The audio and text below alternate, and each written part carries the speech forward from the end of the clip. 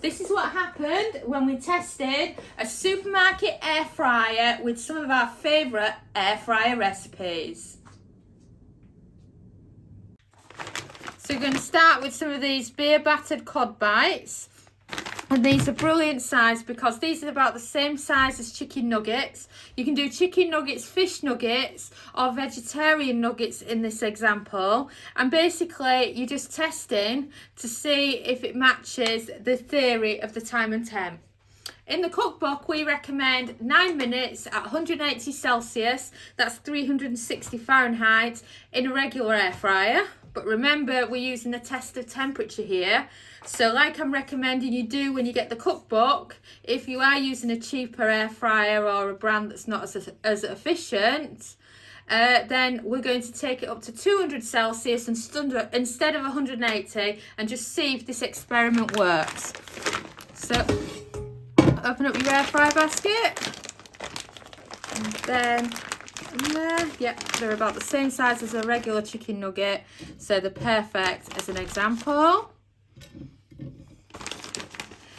When you're reading our air fry cookbook on page 18, we actually run through lots of recipes you can use to check the temperature of your air fryer, because then it'll make the transition so much easier for you and you won't have the struggle of thinking, why is my food undercooked compared to other people's, or why am I not taking to this air fryer thing? Then it's just a great way for you to do that. And I find overall that air fryer frozen food is the perfect place to start if you're new to the air fryer. And we've got several air fryer frozen foods for you in the cookbook for you to check out. So then, setting the temperature, like I said, instead of 180, we're doing 200. And then for temperature, like I say, these are hard work because these are the dial ones. So it's hard to get them right. I'm going with 10 minutes here because I find that 10 minutes, these dial ones are quicker, so that is probably a real 9 minutes. And then when it's got going, we'll come back in 10 minutes and check on it. And wow, look at those for fish nuggets. Absolutely amazing. And it just shows you, if you put the temperature up a little bit, it can make all the difference. So we'll check that again now with another recipe to see if that temperature theory is really what it's all about. Also, if you feel like it's not crispy enough for you, your plan B is to add a spray of extra virgin olive oil and then give it an extra couple of minutes.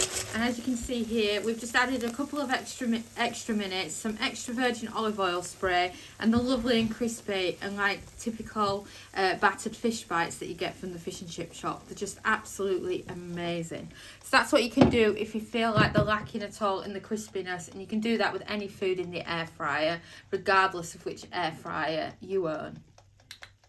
And then portioned up, this is what the fish nuggets are like once they've had a chance to cool down a little while.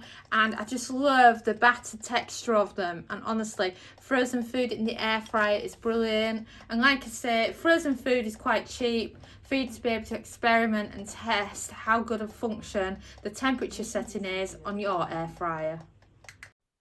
Thanks so much for watching, and don't forget to subscribe to the Recipe This family. You can find us on Twitter, Facebook and Pinterest.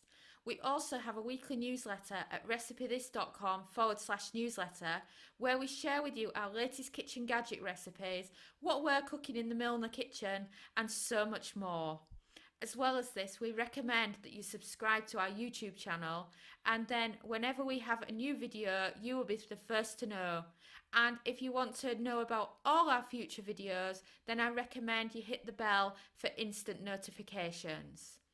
But even better, we now have a podcast. It's called Magic with Gadgets. Simply search Magic with Gadgets on your favourite podcast player and you'll find us there.